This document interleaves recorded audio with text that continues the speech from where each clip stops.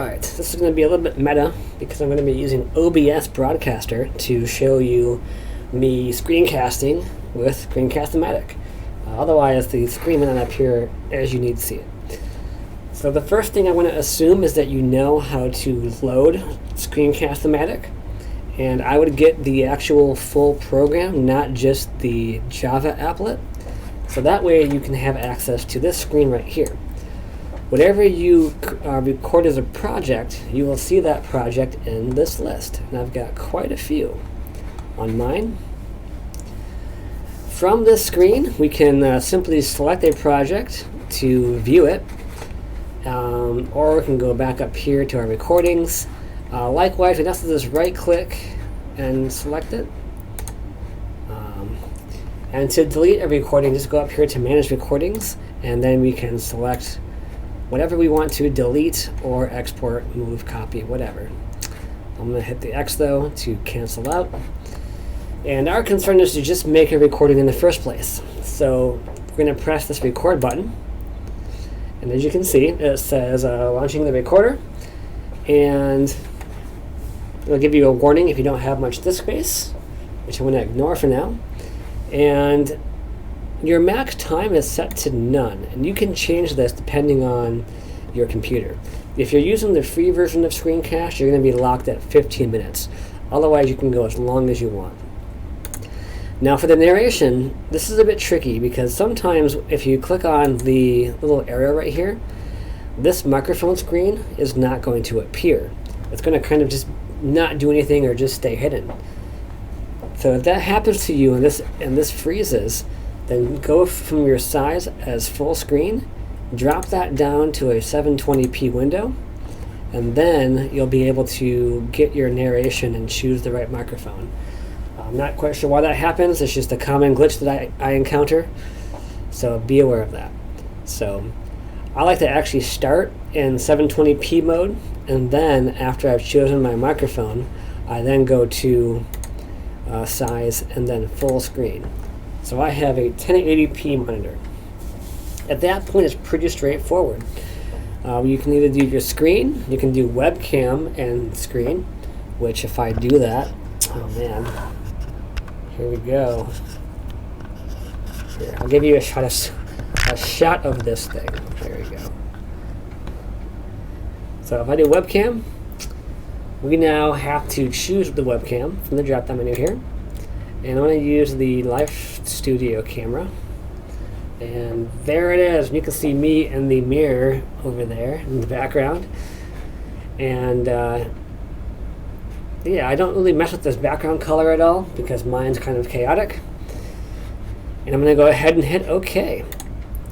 And so now we have webcam. But I actually want to do both, right? So not just the webcam. So I'm going to go ahead and click on the gear icon again to get back to that screen. And we want both, so screen and webcam.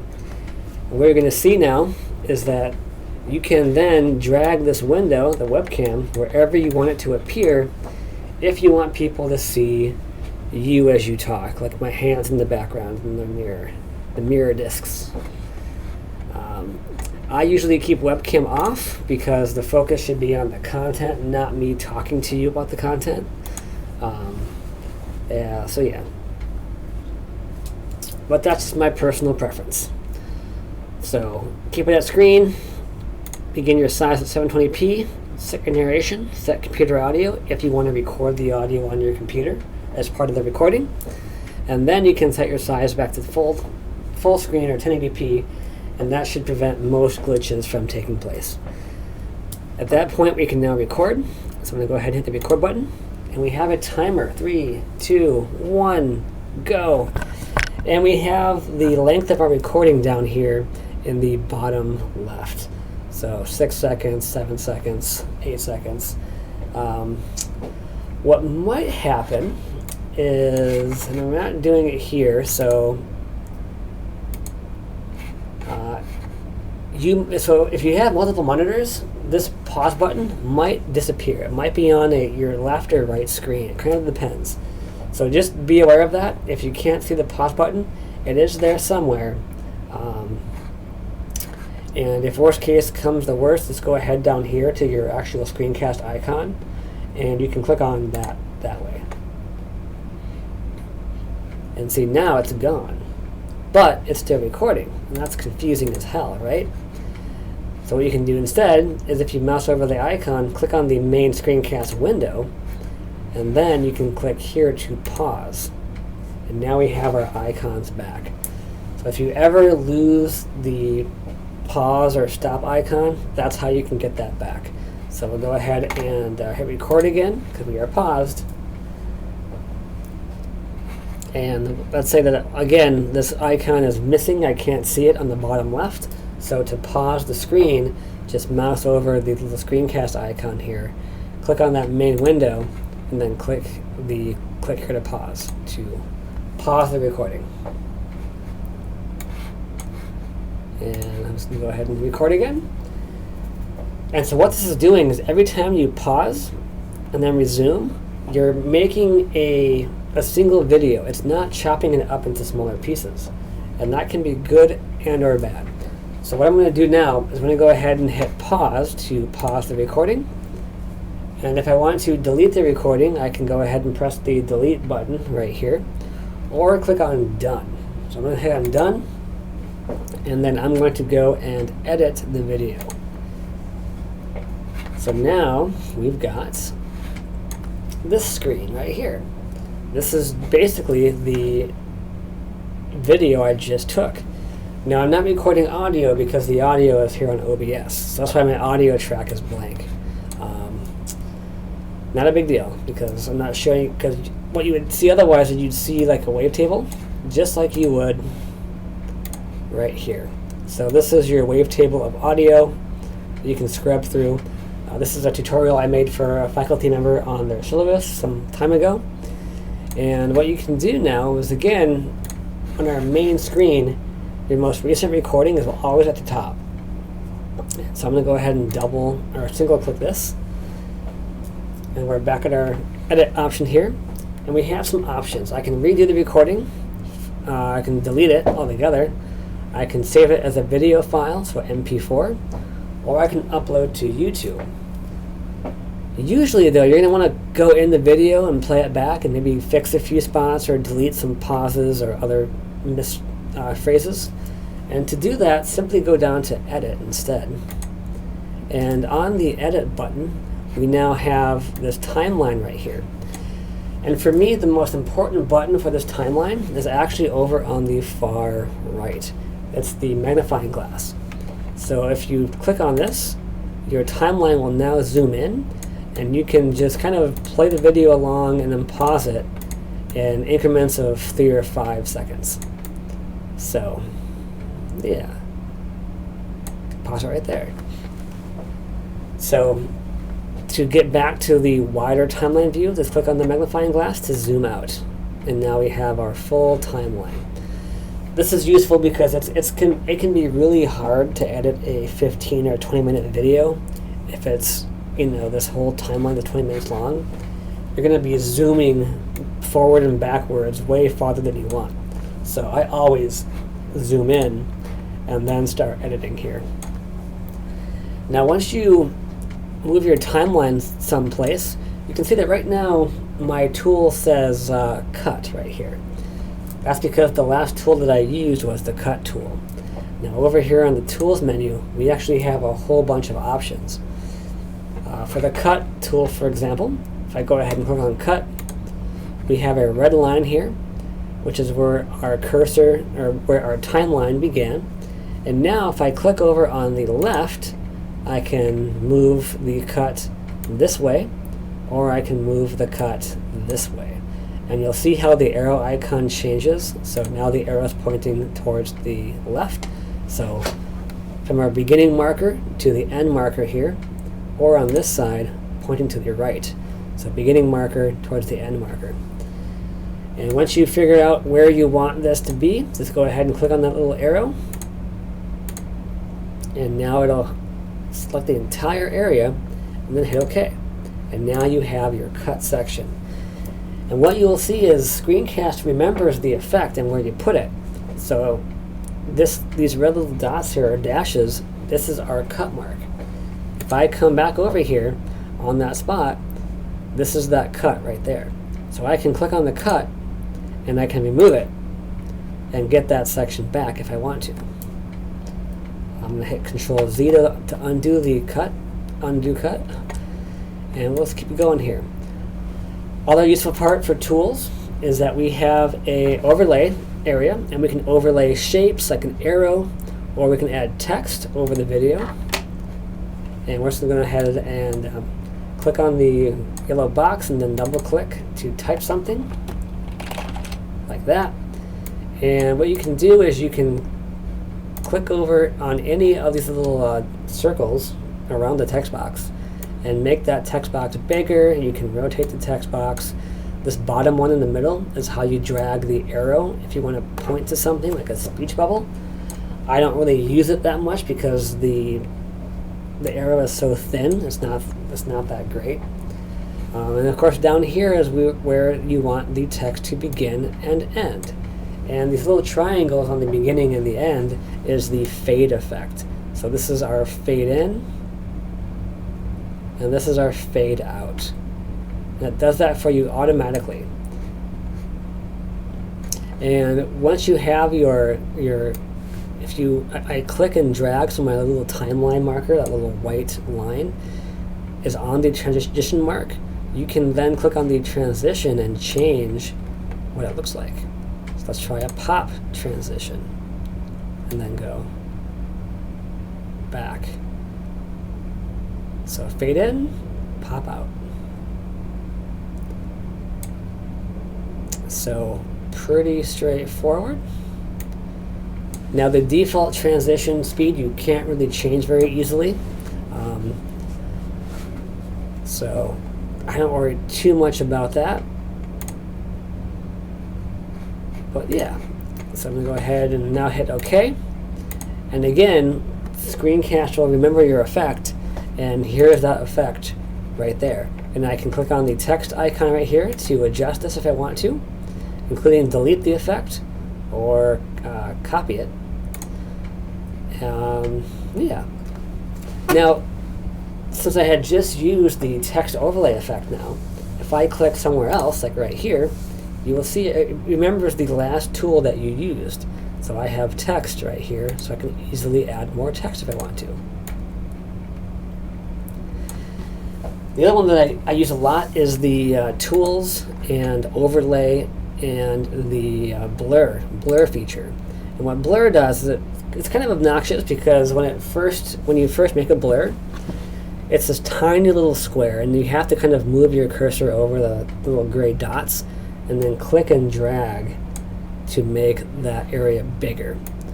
And then once you do that, your intensity slider is over here on the bottom. So as I increase that towards the right, the blur gets more and more extreme. And I usually go with maximum blur if I need to hide something that's sensitive. Whereas something like this is not very helpful because in theory somebody could come in and reverse engineer the blur and see what you're seeing. Whereas if it's over here, it's a lot harder to do. And you'll see that our in and out by default there's no fade. It's either on or it's off. On or off. On or off. Now what I do to nudge the blur to the exact spot that I want it is once I have my timeline here that I'm just kind of clicking and dragging around of the left mouse button, you can use your left and right arrow key and nudge frame by frame along your timeline right here, which is pretty handy. So I'll hit OK just to commit to that change. And the other thing that you can do is I don't use narrate very often because I'm usually talking over the video as I make it, kind of like I am with this one.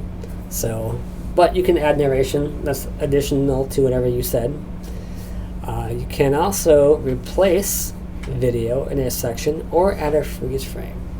So maybe I want to come over here to my really awesome background, and I want to go ahead and tools and freeze frame that. And then we can drag the bar to figure out how long should this freeze frame be. We'll say 3 seconds.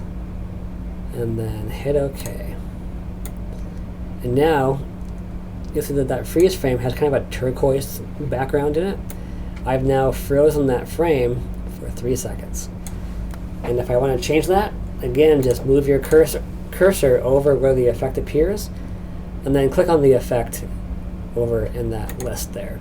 And you can change it, delete it, copy it, whatever. So pretty powerful, actually. In fact, I use this more than Adobe Premiere because it's so much easier and faster to do these kind of things in Screencast-O-Matic. The other big one I use is under Tools. We have Overlay and Highlight. What Highlight has the same issue as Blur, where the square always starts out too tiny, and you have to kind of click and drag and make it whatever area you want. So what this does is obviously it highlights the area you want people to pay attention to by graying out the background. And so this is really good to call focus to an area. If people are having a hard time finding or watching your mouse move because you're moving way too fast and clicking on stuff, doing a highlight can be a great way to slow yourself down as you point out a feature on the screen. So I'll go ahead and hit OK to commit to that. And as you can see, these effects can really start to quickly stack up on this project. And the good news is that Screencast is saving your project as you change it. So if Screencast crashes, you should be able to go back to your project and leave or pick up where you left off. We also have over here that I can show my cursor or not show the cursor. I like to keep it visible so people can kind of watch my screen as I show them different things. And you can even add music if you want to. And there's that webcam again. Now the webcam I cannot check because it was not enabled in the beginning. So if you do decide that you want your webcam to be part of the video, make sure you record that from the very beginning, because you can always disable the webcam after the fact. So that's kind of cool. And on the plus side, you can even add captions, which is really big. Text-to-speech is terrible. It is going to just do an awful job. You can try it just to see what happens, but don't hold your breath. You're better off, what I do is I actually go on YouTube and have YouTube auto caption for me. And then I can save those captions and then add captions from file and start to find the caption file if I want to have captions as part of this project. But usually I do them after the fact. But you can add captions if you want to. Or you can even do blank captions, and so you can then create captions as you watch the video and type them in, which is pretty interesting. And that might be actually your best bet. So captions, blank captions, and then just customize it as you go, if you have a short video. For longer videos, you should really just use YouTube auto caption or some other service to do so. And that's just for your own peace of mind. So I've got to cancel that screen, and yeah. Let's see what else. Tools. The other common tool we have is under Tools. I can go to Insert, and I can insert a pause, which is kind of similar to a freeze frame. Or I can insert a recording I've already done from a different video or a different session. I can make a new recording now, and you'll see that same recording start screen here. And so if I go ahead and hit record, and then 3, 2, 1, go. I typed in some random stuff in Google. Could not find any documents. Good job, Google, you fail us. That's all I'm going to do. Go ahead and hit pause.